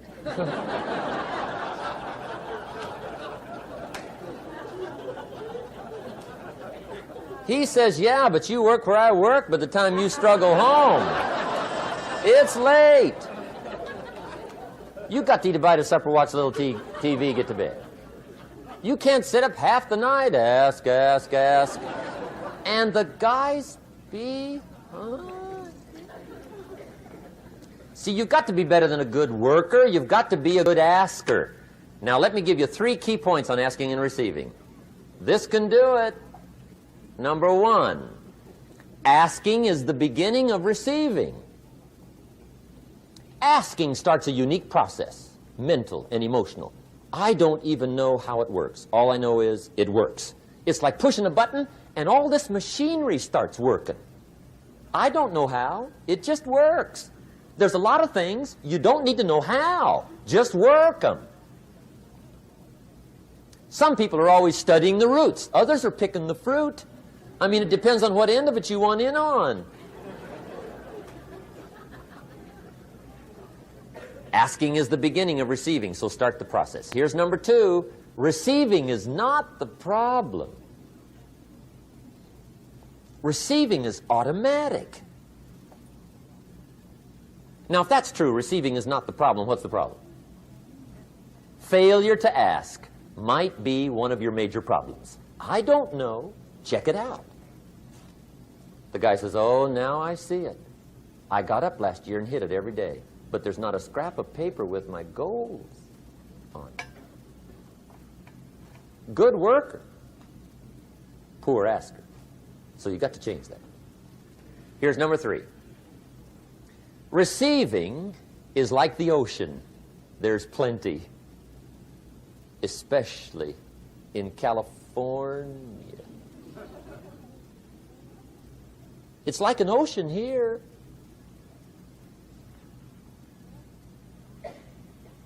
Success is not in short supply. It isn't rationed, and you stepped up to the window and it was all gone. No, no, no. It's like an ocean here. Now, if that's true, what's the problem? Well, some people go to the ocean with a teaspoon. Have you got the picture? See, what you want to do in view of the size of the ocean is trade your teaspoon for at least a bucket, and you'll look better down at the ocean. Kids won't make fun of you, right? Okay. Now, there's 2 ways to ask, and we'll wrap up goal setting. 2 ways. Here's number 1. Ask with intelligence. It didn't say ask intelligently, but I'm sure it meant that. Don't mumble. You don't get anything by mumbling. Be clear. Be specific. Intelligent asking means how wide, how high, how soon, when, what size, what color, how much. Define what you want and describe what you want. That's powerful. In the weekend seminar we teach, goals become like a magnet. They pull you that direction. And the better you describe them, the more they pull. So ask intelligently. Here's number 2. Ask with faith. That's the childish part of the equation. Believe you can get what you want like a child. Not an adult. Adults are too skeptical. So the formula really reads, make plans like an adult and believe in them like a child. And the most incredible things will happen. Just try it for 90 days. Just try it. You can always go back to the old ways. Just try it. Just 90 days, 90 days. Now, here's the last qualifying phrase on goal setting, as we promised to qualify everything. And it simply goes like this. Remember, you won't get everything you want. And we've already studied the reason for that. Simply, sometimes it hails on your crop and rains on your parade. It's that kind of planet. So you won't get everything you want, but if you will work this goal-setting formula, you can get plenty for wealth and happiness. Okay, that's goal setting. We use it around the world. We recommend it. Now, maybe it won't work as well for you as it has for me. I don't know. Maybe not. But what if it did? You got to try. Okay. Here's the last subject, the day that turns your life around. Let me just quickly give you a list of 4 emotions that can change your life in one day. Emotions are powerful. Sometimes it doesn't take much to alter your whole life direction.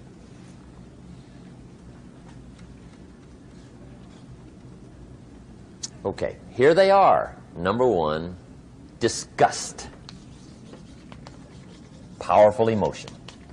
Disgust says, I have had it. See, that could be the day. The day you can say, I've had it. And whether you've had it with something small or something major, the day you can say, I've had it, may not be the day it ends, but the day it begins. That's what I said when that little Girl Scout left my door when I'm 25. I give her the big lie, she leaves, I say, I don't want to live like this anymore. I've had it with lying and being broke. Powerful day. The man's finally had it with mediocrity. He's had it with being a loser. He's finally had it with those awful sick feelings inside, knowing his wife is at the grocery store looking at 2 cans of beans, one marked 37 cents, one marked 39 cents. And the guy sick inside knows his wife's going to buy the 37-cent can, and she doesn't even like the brand. Do you know why she's going to buy the 37-cent can? To save 2 cents. The guy sick inside finally says, I've had it. Being on my knees in the dust looking for pennies? We're not living like this anymore.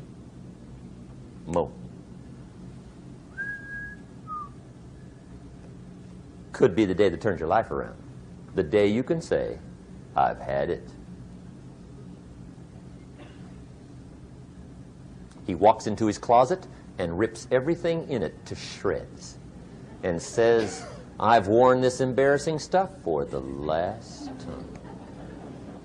And not only will I never wear it again, no one else will ever wear it again. Commit an act that says, I've had it. Powerful. Here's the next one, decision. And decision-making is powerful. And it's emotional. That's those knots in the pit of your stomach, right? Waking up in the middle of the night in a cold sweat, trying to decide. We sometimes call it inner civil war. What shall I do? Well, for progress, you must decide. The best advice I can give you came from a wealthy friend of mine who said, if it's easy, do it easy. If it's hard, do it hard. Just get it done. If you went home tonight and in the next few days cleaned up a whole list of decisions, that might furnish enough inspiration for the next 10 years. I found this out many times after you've decided. Getting on with it is easier than deciding. Sometimes decision is the toughest part.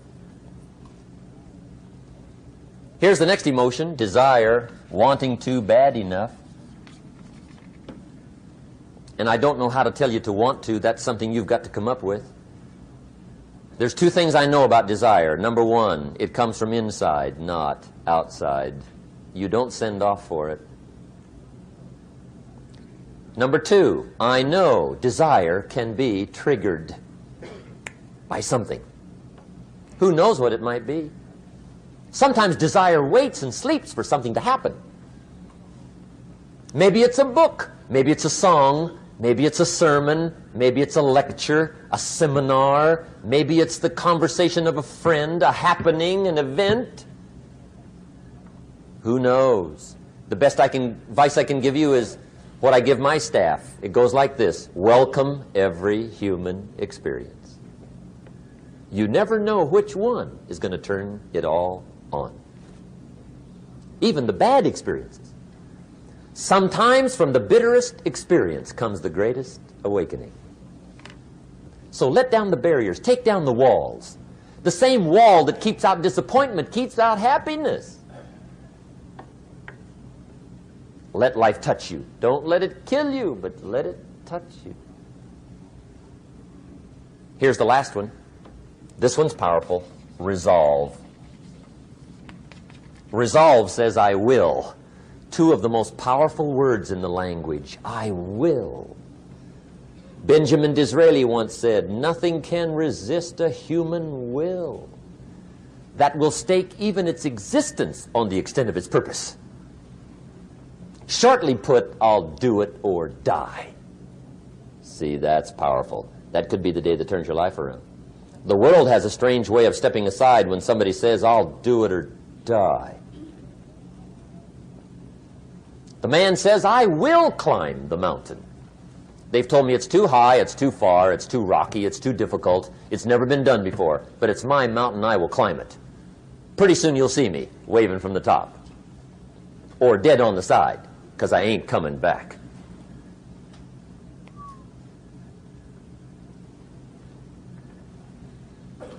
The best definition I ever got from the word resolve came from a little junior high girl in Foster City, California, up north. I'm talking to the junior high kids one day. I love to ask kids definitions. They come up with beauties.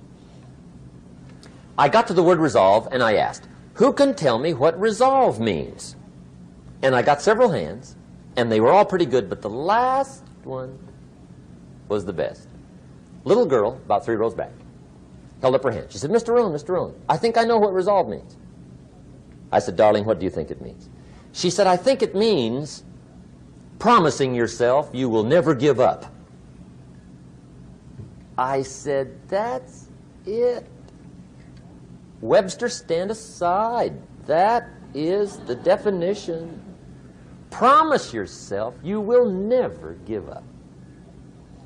I asked the kids, how long should a baby try to learn how to walk? How long? How long would you give your average baby before you shut him off? How long? See, any mother in the world would say, you're crazy. My baby's going to keep trying until it learns how to walk. What a magic formula. Now let me show you what triggers all emotions into activity that brings results. And results is the name of the game. Here it is. Action. Finally, you must do something about how you feel. Jesus, the master teacher, said, don't just be listeners, be doers. The world admires the doers. Whatever it takes to get you to try harder, read more, set your goals, and go for it. Here's the next attitude disease. Over-caution. Some people never will have much. They're too cautious. Now, you can also be too reckless, but you can also be too cautious. This is called the timid approach to life. And my caution was always the risk. Risk used to drive me right up the wall. I used to say, what if this happens? It's called the language of the poor. What if this happens? And on top of that, if this was to happen, look at the fix I'd be in. I better not try. I could always ace myself out. Then I'll tell you what changed my whole life when I finally discovered it's all risky. The minute you were born, it got risky. If you think trying is risky, wait till they hand you the bill for not trying. If you think investing is risky, wait till you get the tab for not investing. See, it's all risky. Getting married is risky. Having children is risky. Going into business is risky. Investing your money is risky. It's all risky. I'll tell you how risky life is. You're not going to get out alive. That's risky. The Englishman says, well, if that's the way it's going to work out, let's give it a go. Right, that's what it's for. Give it a go. Somebody says, yeah, but I'm looking for safety and security. Fine, then huddle in a corner. We'll cover you with a sheet, bring you 3 meals a day. And we'll protect you, feed you, look after you, care for you. We won't let anything happen to you. And you'll probably live to be 100. The guy said, well, yeah, I'd live to be 100. But what a way to live. Right. What a way to live, safe and secure. Don't ask for security. Ask for adventure. Better to live 30 years full of adventure than 100 years safe in the corner. And see, it's not important how long you live. What's important is how you live. Here's the next attitude disease. We're almost through with this motley list. In fact, we're almost through. Hang on. The next one is pessimism. Pessimism, the deadly disease of always looking on the bad side, the problem side, the difficult side, checking all the reasons why it can't be done. The poor pessimist leads an ugly life. He doesn't try to figure out what's right. He tries to figure out what's wrong. He doesn't look for virtue. He looks for faults. And when he finds them, he's delighted. How ugly. This is the poor guy who looks through the window, doesn't see the sunset. He sees the specks on the window.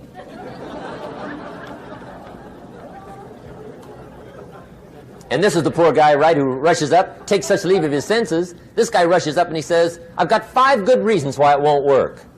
He's so dumb he doesn't know all he needs 1. He's got 5.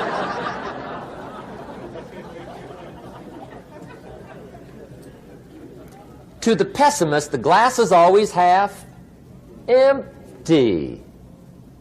To the optimist, the glass is half full. Why would the same measure affect people 2 different ways? Answer, it all depends on how you look at it.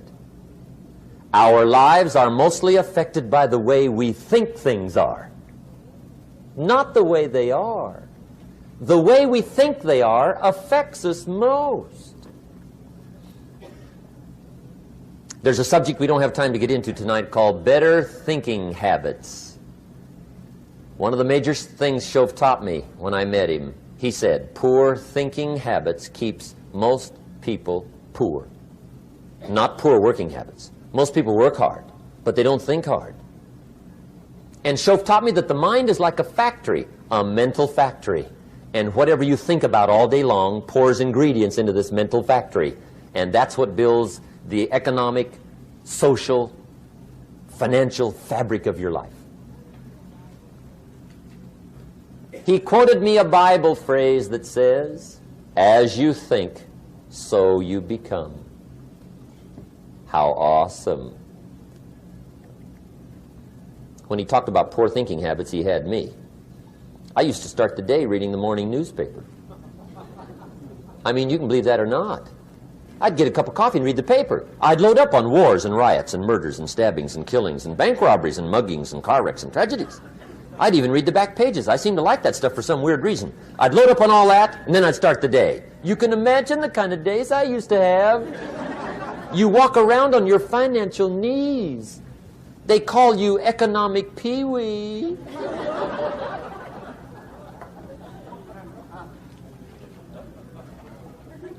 The guy says, I want to be a great leader. Wonderful. The first thing we do is follow him to his house. When we get there, we walk in and check his library, number 1. Somebody says, well, why check his library? The reason is because what a man reads pours massive ingredients into his mental factory, and the fabric of his life is built from those ingredients. You would not believe what some people have got in their house to read. You would not believe. One of the best dressed up words I know for a lot of it is trash. Can you imagine dumping a barrel of trash into this mental factory every day and coming out with a rich, dynamic, positive life? It can't be done. You might as well try making a cake with cement. The kids back in Danbury, Connecticut, high school, they're asking me questions one day. I'm talking to the kids. Kids got good questions these days. One of them said to me, Mr. Rohn, how do you build the good life? I said, it's simple. It's not easy, but it's simple. Here's how you build anything. Select the right ingredients, keep out the wrong ingredients, and it starts with thought. Everything starts with thought. So you must be wise and careful what you think about, because that starts everything. You got to be wise and careful. I asked the kids, what would happen if somebody dropped sugar in my coffee? They said, well, you'd be okay. I said, what if somebody dropped strychnine in my coffee? They said, well, you'd be dead. I said, correct. Lesson 1. Life is both sugar and strychnine. You gotta be careful. I said, what if my worst enemy drops in the sugar? They said, will you be okay? I said, what if my best friend, even by accident, drops in the strychnine? They said, well, you'd be dead. I said, correct. Lesson 2, watch your coffee.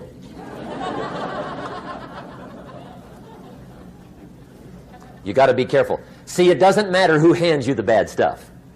It doesn't matter where you get the bad stuff. It'll still do its damage on your bank account, wherever you get it. Mr. Schoaf gave me one of the greatest phrases when I first met him when he said, Jim, every day stand guard at the door of your mind. How important.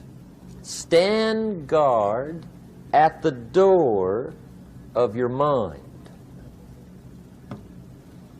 And you decide what goes into your mental factory. Don't let anybody just dump anything they want to in your mental factory, because you've got to live with the results. Okay, here's the last disease, and we're through with this list. In fact, we're almost through. Hang on. The last subject is very brief.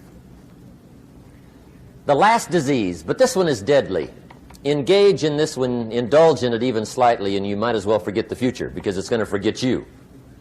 Complaining, crying, whining, griping, a Bible word called murmuring. See, that'll ace your future. Spend 5 minutes complaining, and you have wasted 5. And you may have begun what's known as economic cancer of the bone.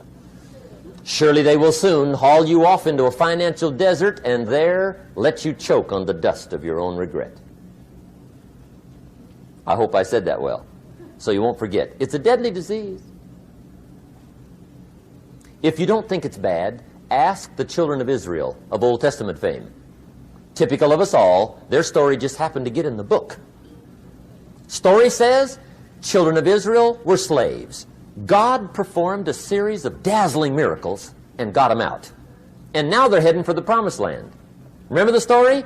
Heading for the promised land. Tragedy of the story, they never got there.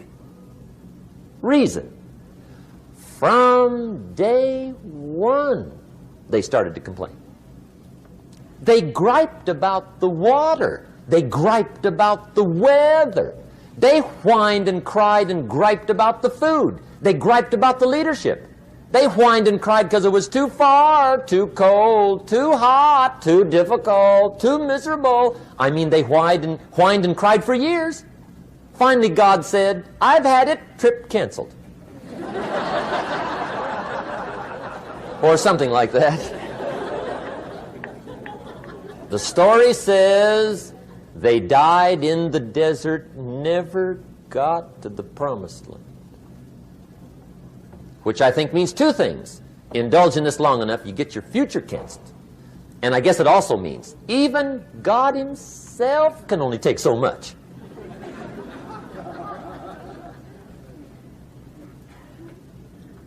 Okay. Just be on the lookout of the things that can destroy all the good you start. The war is on. And this evening, tomorrow, mentally, personally, socially, economically, you got to make sure you're winning the war. And this is part of it.